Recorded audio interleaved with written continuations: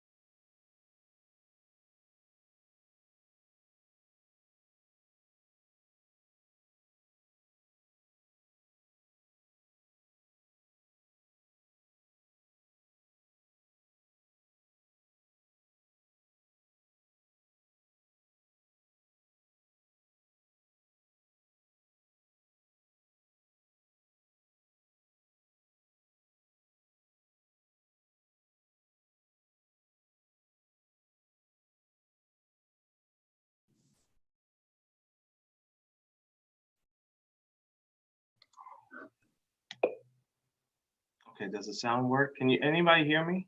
I can. Okay, great.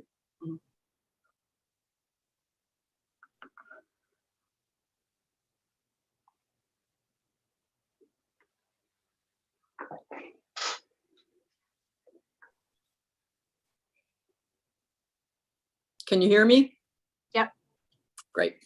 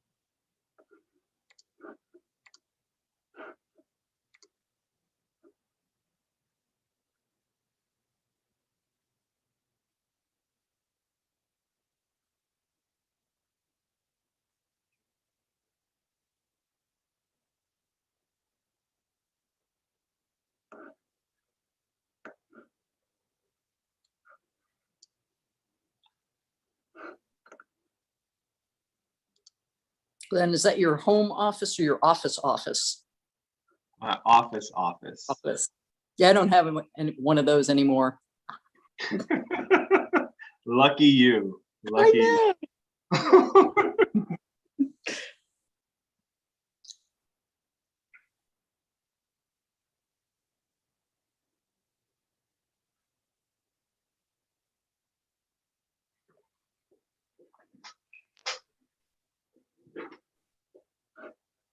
Commissioner Gate, we can't hear you. You're still on mute. And I can't see him either. Yeah, I see him talking, but I can't hear him.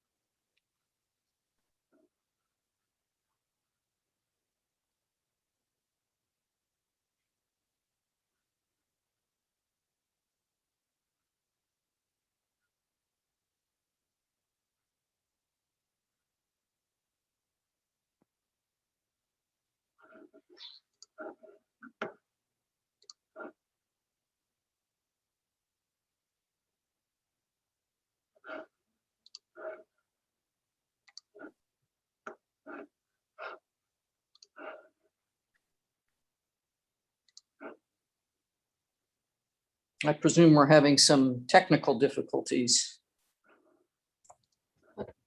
I'm on the phone with Commissioner Grant right now, trying to get him in. Okay.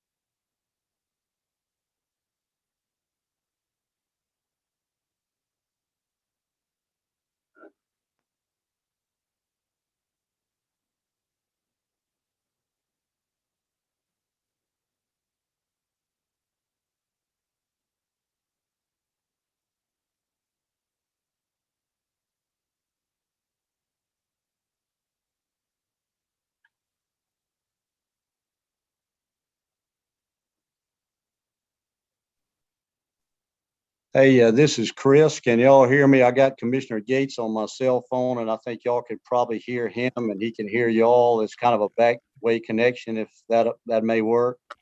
Okay. Don, go ahead and say something, see if the folks can hear you. No. Isn't there a call-in number? Can he call in on the call-in number? Lynn, are you hearing this? There is a call-in number. I don't want to say it over this. because then anyone could call in. So hold on one second.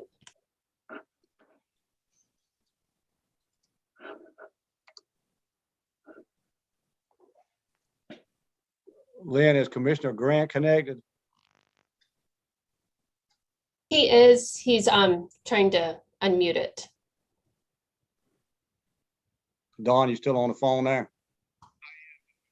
No, no problem. I don't think they could hear you get good through my phone. So Lynn's working on something for her. If you just bear with us there for a minute.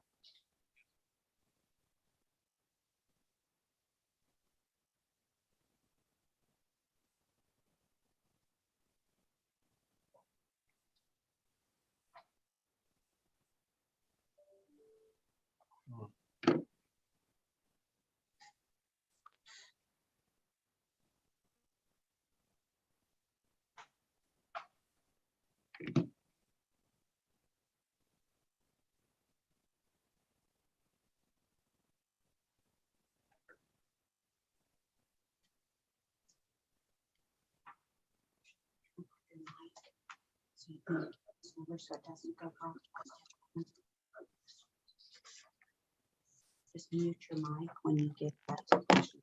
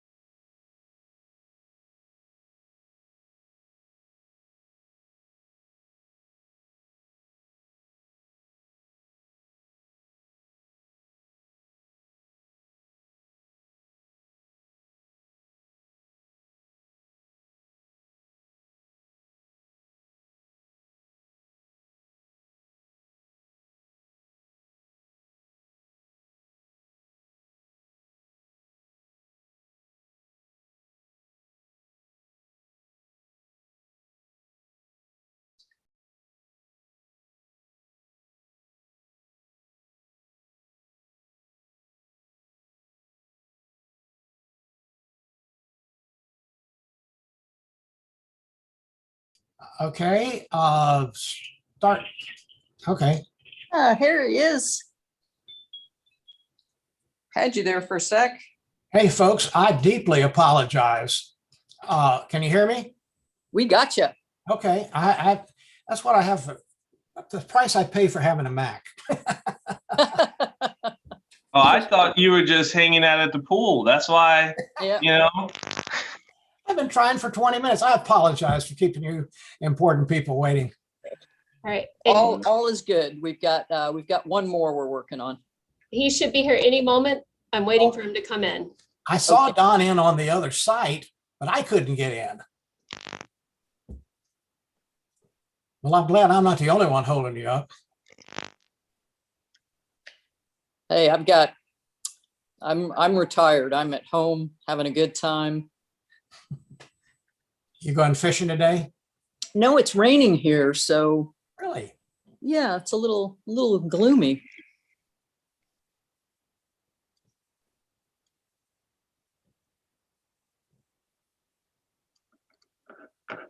I think we got him. Hi, Hi, this is Gabe. Anyway, hi. I think we I are. apologize. I think this is either my ineptitude or a South Florida conspiracy against the Panhandle. I think it's the latter.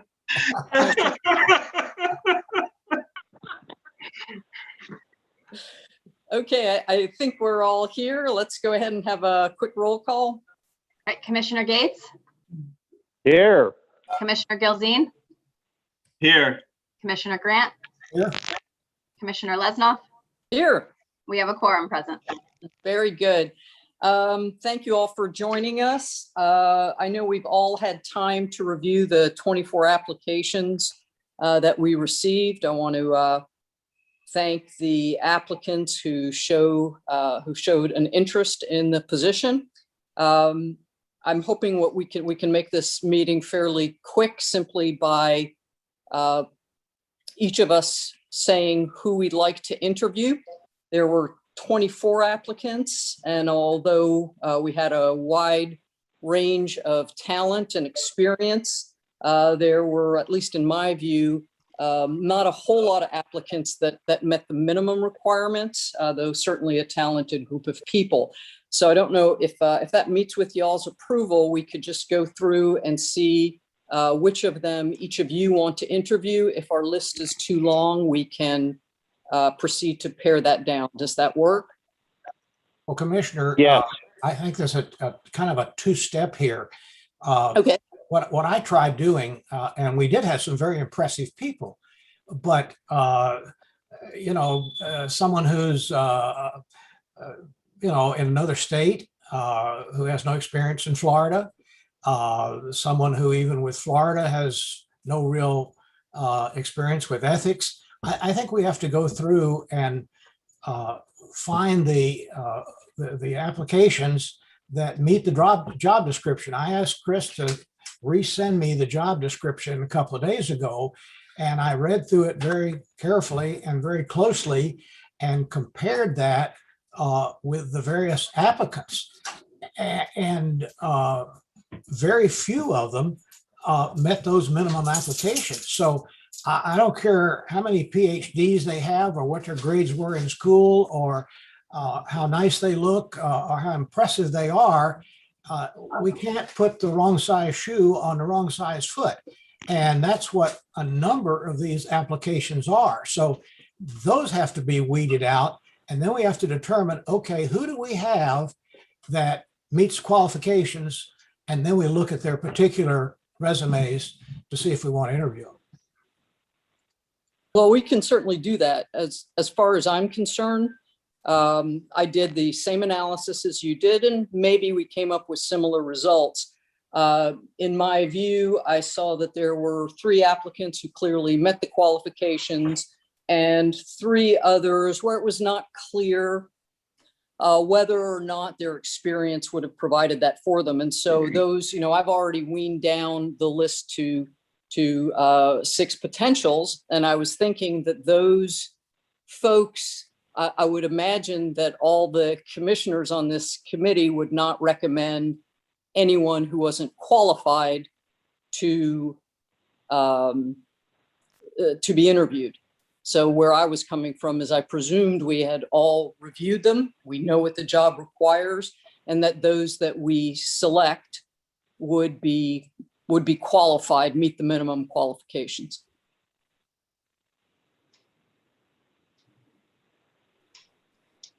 So, Madam Chair, I agree, and I also agree with Senator Grant as well. I'm eager to let's get. I would love to hear Senator Gates, since it is the great senator from the Panhandle. See what he has to say. Never ask a former senator what he thinks. I did the same thing, I think, as Senator Grant and as our chair did. I weeded it down to 6 names, and I believe the other people who are not on the list that I've come up with, at least in my judgment, don't meet the minimum qualifications. I would just add one other thought, Madam Chair, and that is that I think the only other commission that is like us in many ways is the Florida Elections Commission. They also, within the last couple of years, had got a new executive director. So I went back and reviewed the search that they did and how they did the search. They did it very, very well, in my judgment, and I think came up with a very good candidate whom they hired. And that person was not somebody who was an elections expert, but it was somebody who brought the qualifications otherwise. And so as I put my list of 6 together, I didn't look for an ethics expert because I think those would be few and far between. But I did look for people who I felt could do the job. So, Madam Chair, I would love to hear your list of 6, and I would hope that my list corresponds in some way to yours and to Senator Grant's and Commissioner Gelzin's. And let's see if we put our lists together, do we come up with 1 or 2 or 3 or 4 names or 5 or whatever that we feel are worthy of interview? But I'm at your disposal, ma'am. Okay, I'm happy to do that. And that way we can start at least getting some names in front of us. And if we all have the same list, then we could interview them all. As far as I was concerned, the folks, in my view, that met the qualifications clearly were, of course, our own Carrie Stillman, William Spilius, Rodney McKinnon. I had 3 others that I felt may meet the requirements. One was David Arthman, another was Thomas David, and the last I had was Richard Shoup. And so I don't know whether if someone else wants to go with their list or if there are others or ones that you disagree met the qualifications, because I'm really not too interested in putting forth folks who don't meet minimum qualifications. Well, my comment to that, Chairman, is looking at the job description, and I don't have it up in front of me, so I can't exactly quote it. Maybe Chris has it there that can quote it, but we had certain things that substituted for certain other things. Correct. And that's normal. If you had twice as much of this, you didn't need to have all of that. But the one thing that there was no substitute for was, and Chris, correct me if I have the wrong wording, but 3 years of Florida ethics experience. And there's no substitute for that. And I think anybody that we select has got to meet that qualification, or we could be facing a lawsuit if somebody doesn't meet that particular qualification. Chris, can you read us exactly what that says? Yeah, and Commissioner, I think there were actually 2 qualifications for which there was no substitute. One, as you said, was the 3 years of Florida government ethics experience. The other was 3 years of experience with a commission, a committee, or a quasi judicial board. In reviewing those names that I put forward,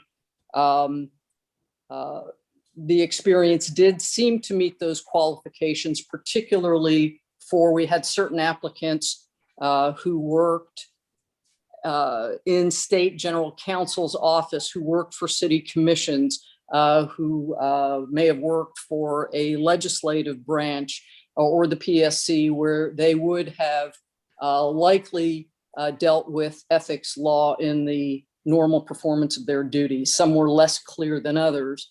But yes, in reviewing those applicants, those were the 2 qualifications that I looked most seriously at, because there was no substitute for education.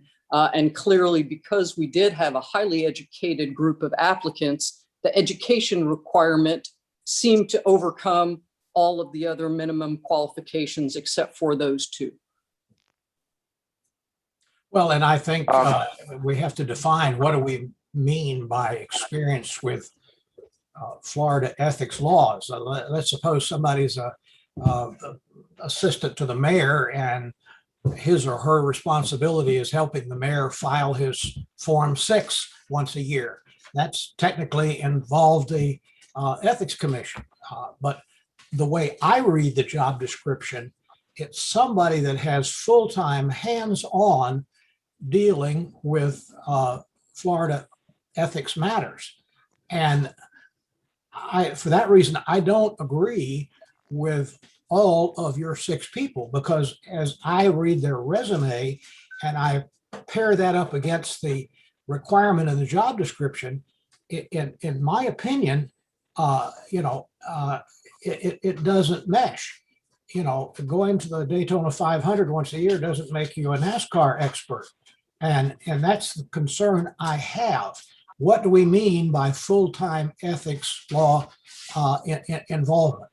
And we did not say full-time ethics law involvement. We Right. said 3 years of direct experience with Florida ethics. And I think that part of that gets culled out during this selection process and the interview process. I know certain applicants very clearly stated what their ethics experience was, and others were less clear. So Right. I don't know if you found any of the ones. If there are ones that you would like to question, I'm happy with that, or those that you think should be removed from the 6 I provided, I'm fine with that too.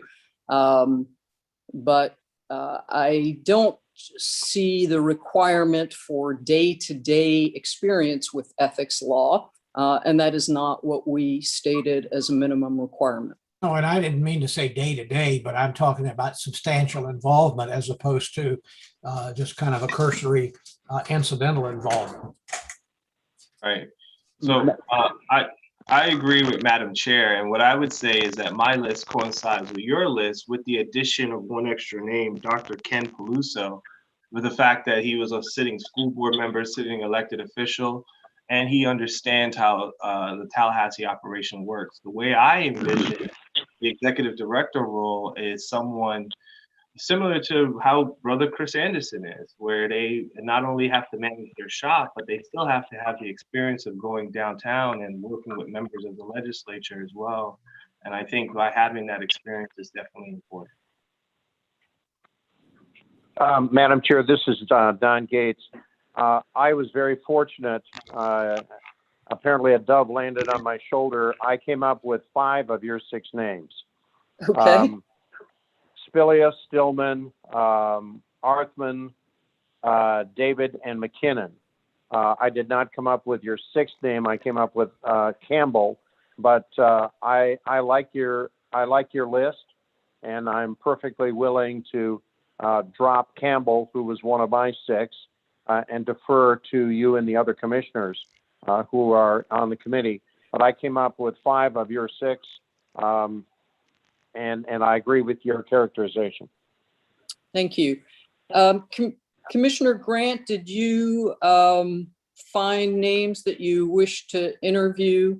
Well, I did not write down a particular list. I just went through and read all of the resumes and in my mind eliminated a number of them.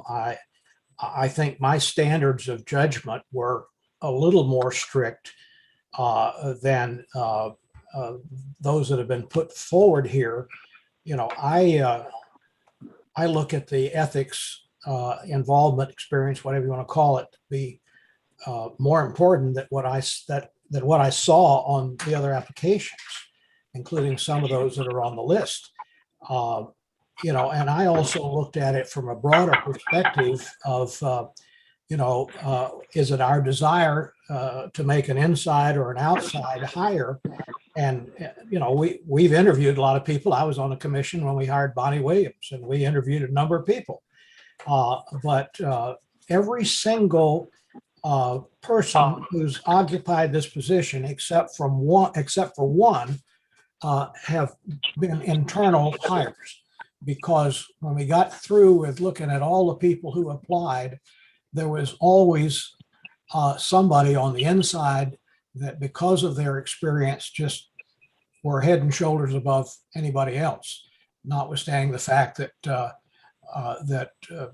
that we interviewed other people. And I said every single one except for one have been internal promotions. Okay. You said you disqualified a number of people. Were any of the people that you disqualified on the list that Commissioner Gilzine or Commissioner Gates or I identified? Are No, there those any were of not ones that I eliminated. I tended more to kind of rank them and Okay.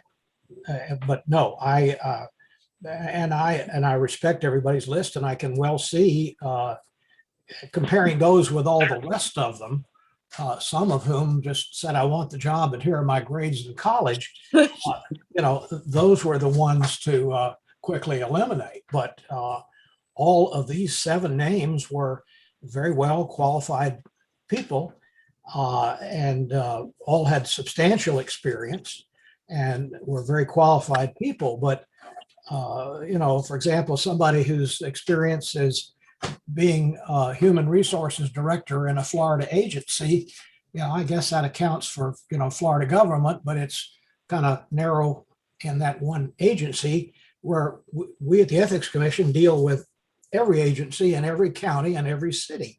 And I think that experience needs to go further than just one agency.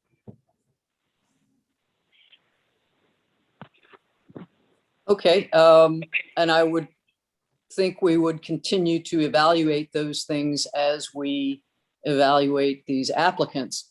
So what I'm seeing then is that between all of us, we have identified 8 names, and those would be David Arthman, Naisha Campbell, Thomas David, Rodney McKinnon, Richard Shoup, William Spilius, and Carrie Stillman. Is this group amenable to interviewing all of those people? Well, did you say 8 names?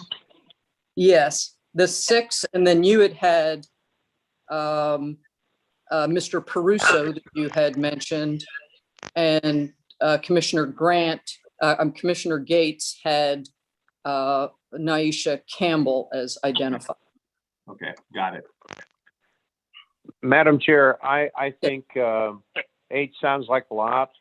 Okay. I'm willing to suggest the elimination of the additional name that I came up with, and that's Campbell. I'd like to. My goal would be to get it down to 4, 5, or 6 to interview. But that's just my personal preference.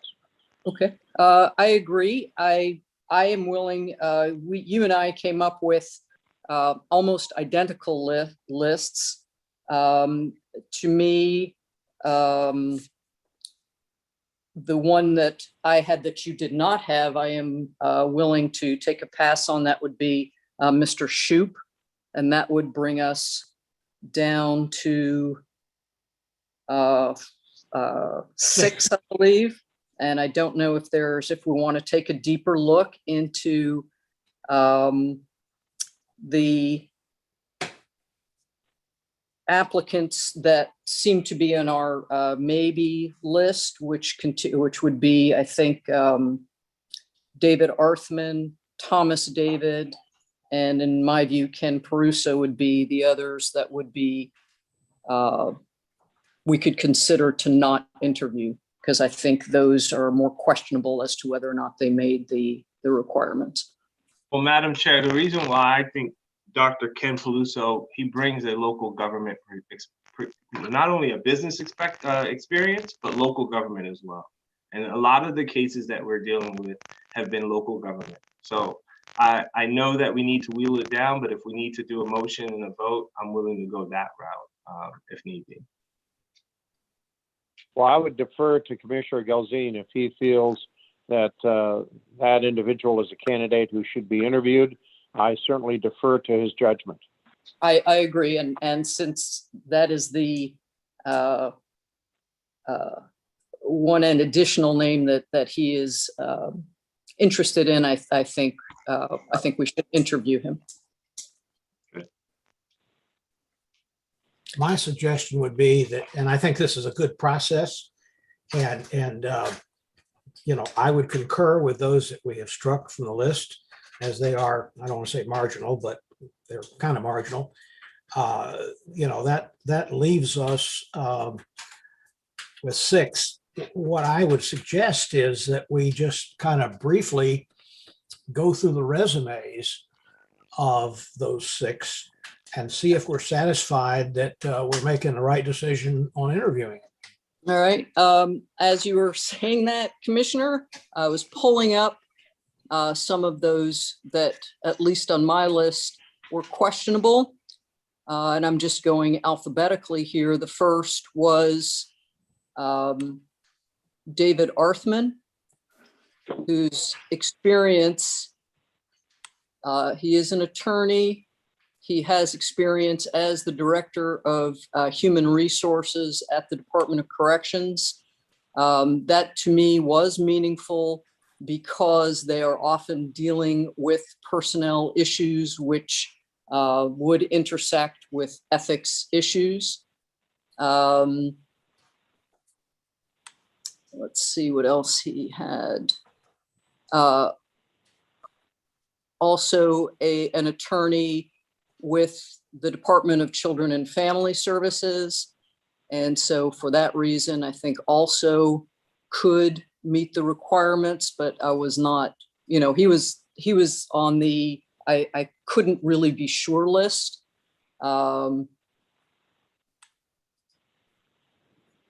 Next on the list of ones that I wasn't sure about was Mr. David, Thomas David.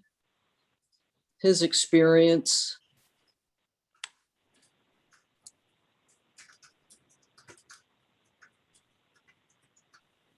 He is a senior staff attorney with the Florida Senate. Therefore, he absolutely has the committee work history.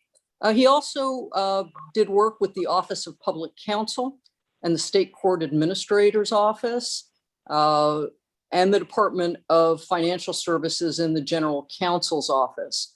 I felt a little more comfortable about his qualifications in various entities in state government, working in those legal departments, having likely touched ethics law. So I felt a little better regarding him. And so if I'd be willing to drop Mr. Arthman from the list.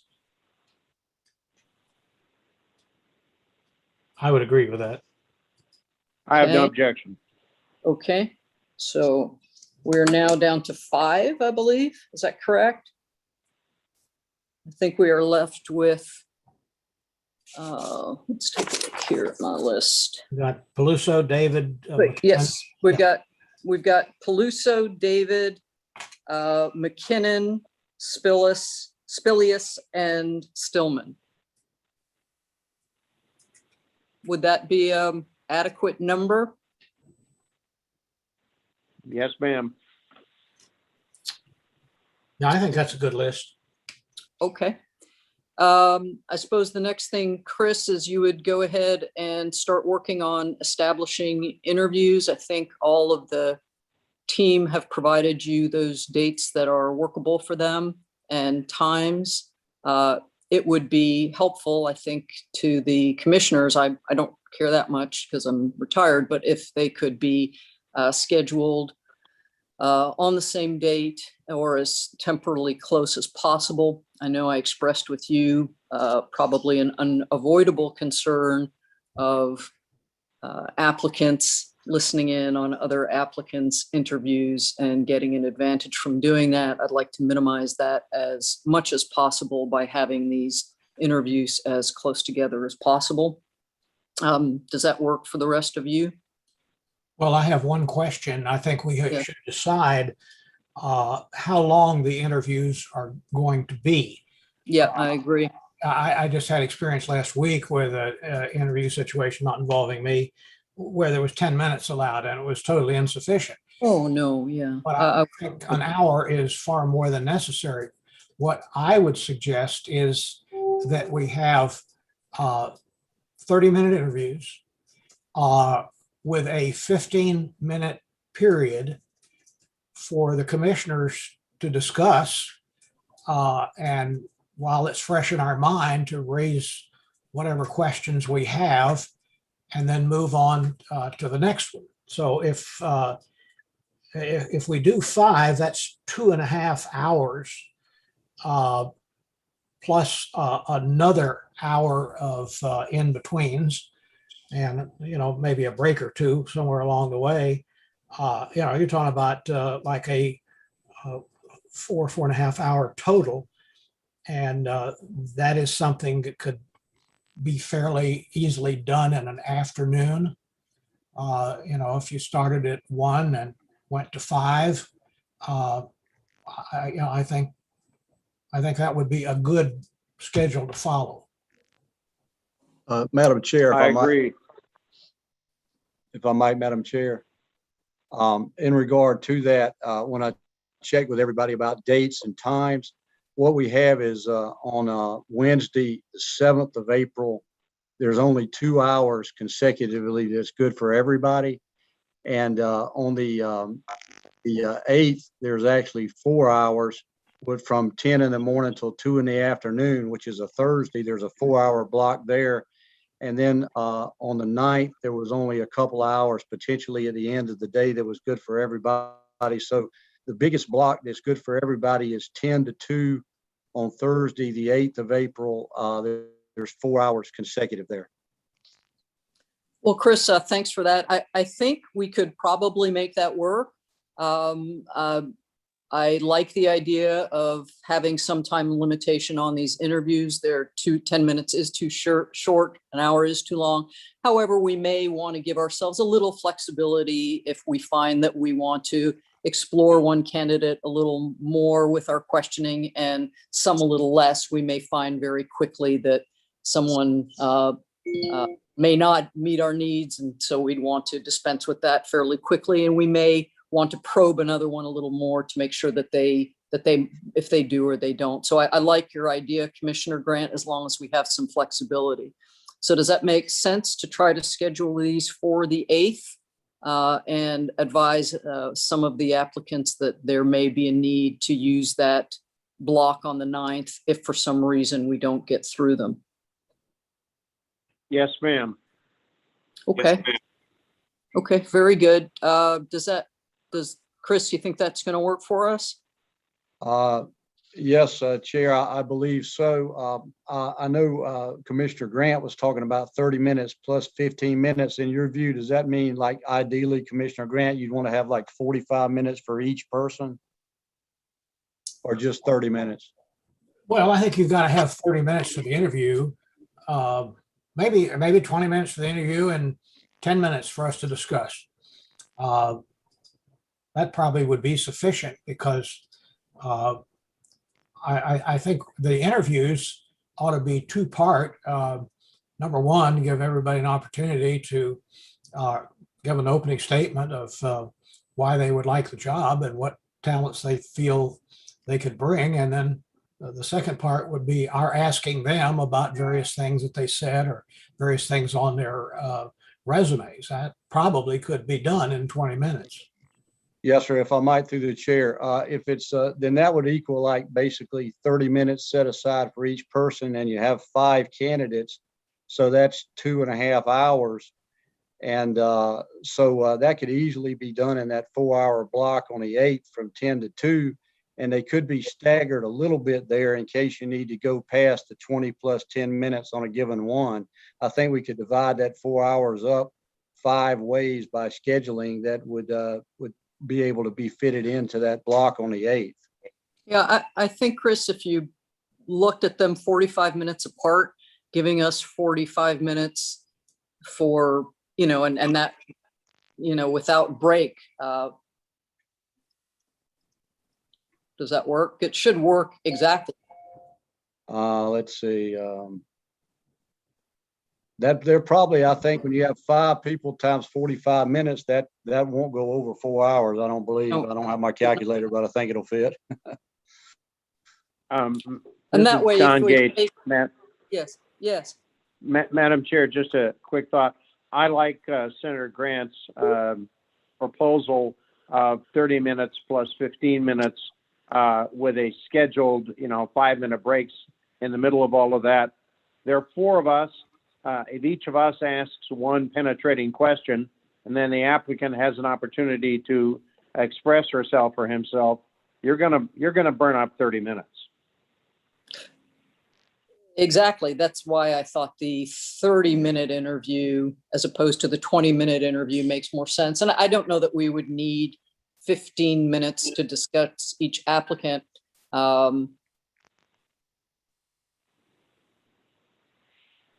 Give yourself the time, Madam Chair. You can always, That's a good point. Give yourself the time. Yeah, Right. that's a good Yeah, point. that's exactly my point. If we schedule it for a little bit longer per applicant, that way, if we, we'll have the time, whether it's maybe for discussion or maybe for interview questions. And then if the last one may end up getting pushed to the next day if things go awry. Well, one of the things I would suggest is that we tell all of the applicants to be available an hour before their scheduled time. And that way, if some of the interviews run a little shorter than we had thought, we could go right to the next one and not have to wait till their appointed time. Great, good idea. I agree. Brilliant. Yep. I think Just that's, tell them to be by their cell phone, and when it comes their time, we'll call them and tell them to hop on. sounds good Madam to me. Chair, one other thought for your consideration, please. And that is, I think Chris ought to tell each of the potential interviewees that that they will need to affirm at the beginning of their interview on their honor that they've not listened to any other interviews. If they're uncomfortable with that, that's probably a rule out. That's an excellent idea. Yeah, I really like that. It's been one of the things that has been nagging me is the notion that they are gaining a sense of who we are, what the questions might be, what the other applicants are. I think it gives a very unfair advantage. And Chris, if you would request of each of them not to do that, and that we will be asking them that question, that we'll ask them not to ensure that they haven't listened in. Yes, I noted that, Chair. Thank you. And Yeah, we'll thank you, communicate Commissioner that in- Gates. I think that was a great suggestion. Okay, I think, is there anything else we need to discuss before we adjourn? If I might, Madam Chair, I have a question for you. Sure. And this relates to what Commissioner Gates, I believe, said. So we want to schedule 45 minutes apart. Do we want to have a 5-minute break after each interviewee, or just one 5-minute break in the middle of the whole 4-hour time period? Is there any reason why we can't play that by ear, see how we're doing? I think that's fine. Yeah. That's We progress? probably, yeah, I think that's fine. Okay, yeah. I know nature is not always kind to me in my, I may need a break sooner than planned. Okay, any other concerns, questions? Okay, thank you for everyone's time. Vice Chair Grant is moving to adjourn so he can get back to that beautiful pool. And